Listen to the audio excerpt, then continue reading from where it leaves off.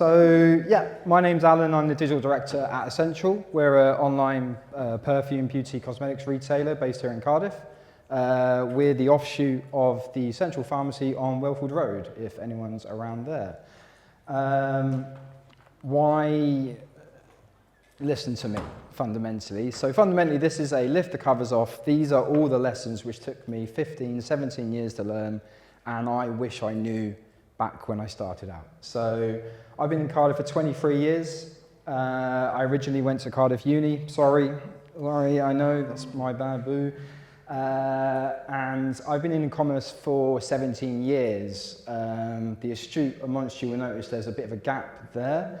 The reason is I went to uni without any direction. I went there because that's what people did. I then left and I went into the Royal Marines. That wasn't for me either, so I came back to Cardiff and just started working.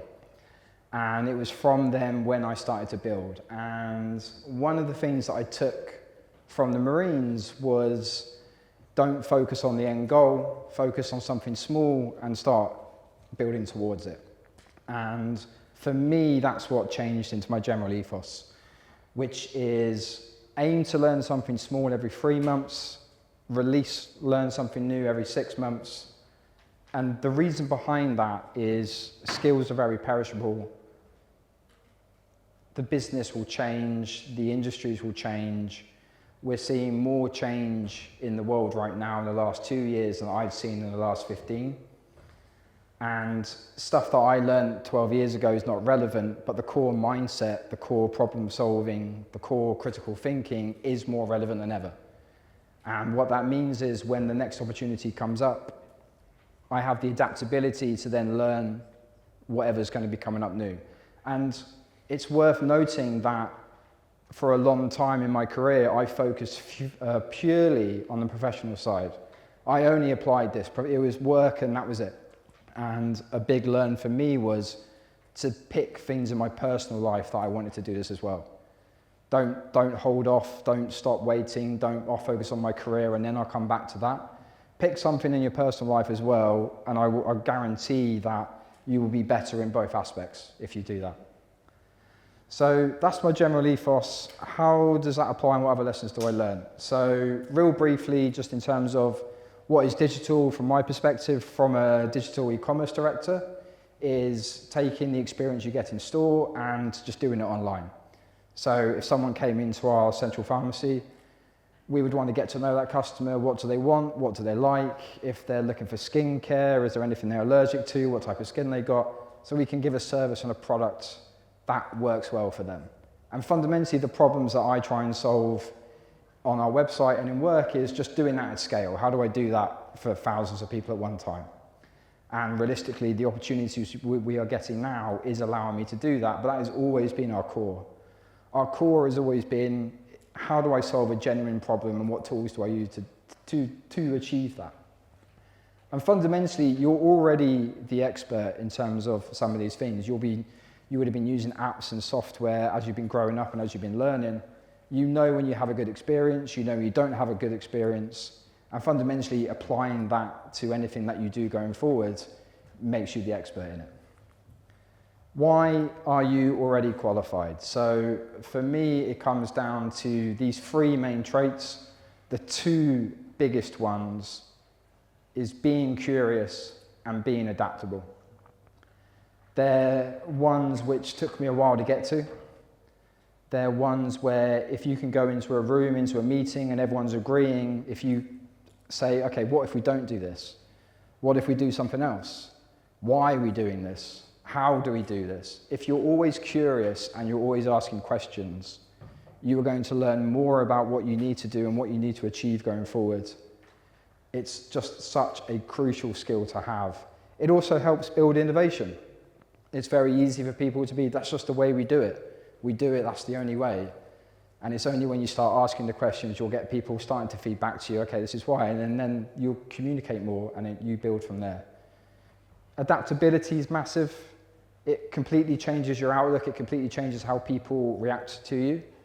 An example of that will be, you always want to be willing to learn and you always want to embrace change. It's very easy when something new comes along to be very dismissive, be very negative.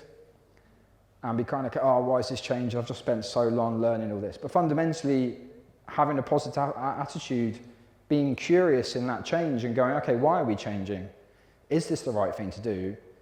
And then learning how to grow and build and accept that change is massive. So those are the two really biggest massive traits which you can build on. And I know a couple of people have spoken about what do employees look for when we're looking at CVs. Fundamentally, what I look for anyone that I hire, and the people that have been with the business with me the longest, are the ones who have those traits.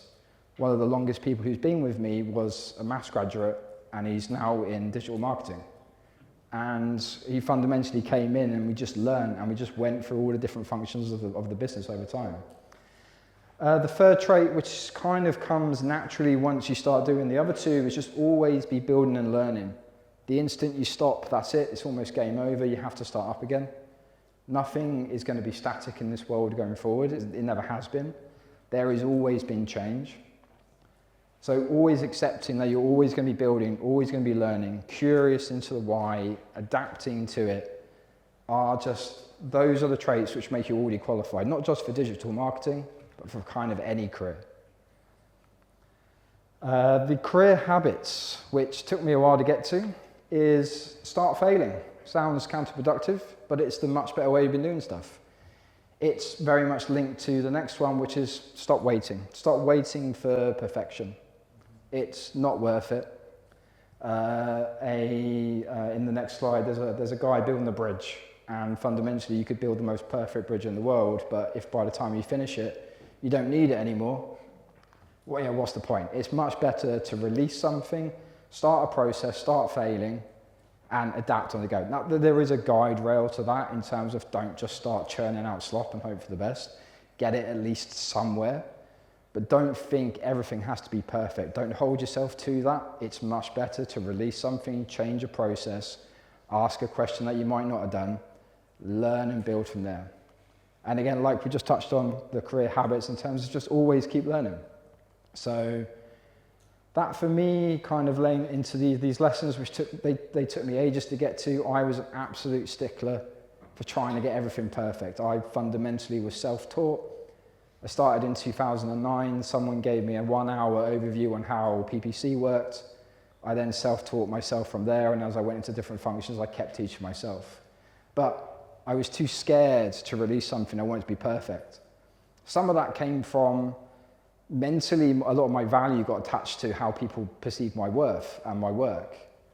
But realistically, once I got past that and I started releasing stuff, it got a lot better. I think a core phrase which I kind of like to stick to is progress is better than perfection. It is, potentially there's going to be some times where it is worth waiting, but I can guarantee most of the time, progress will always be better. It always keeps you moving, you don't get stuck, and you can get in, try something, it doesn't work, go on to the next one.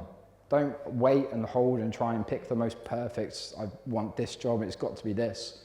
Sometimes starting something and moving on is the best way to do it. And like we touched on with the ethos, half of learning is just the process, the mindset, the critical thinking, the problem-solving skills that you develop as part of always challenging yourself, always taking something on.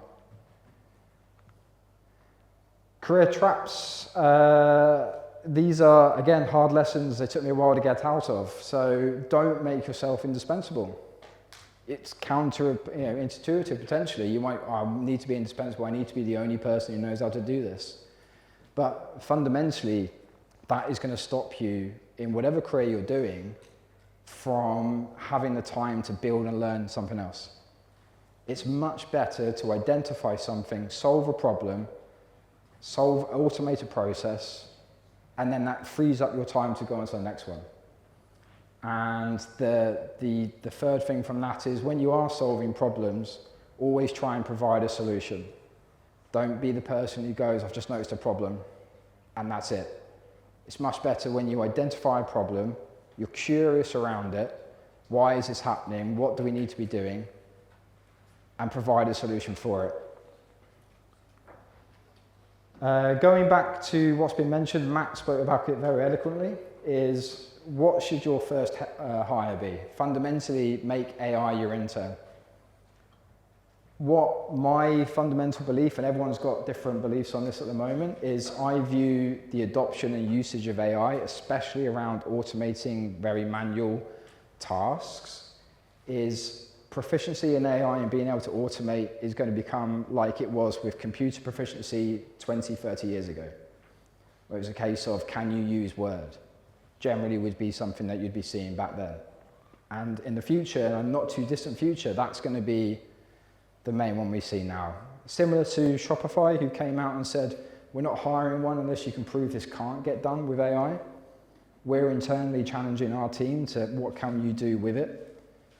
And fundamentally, when new people are coming on, it's not so much your qualifications, do you have a university degree? It's fundamentally, are you curious? Can you adapt? Can you build?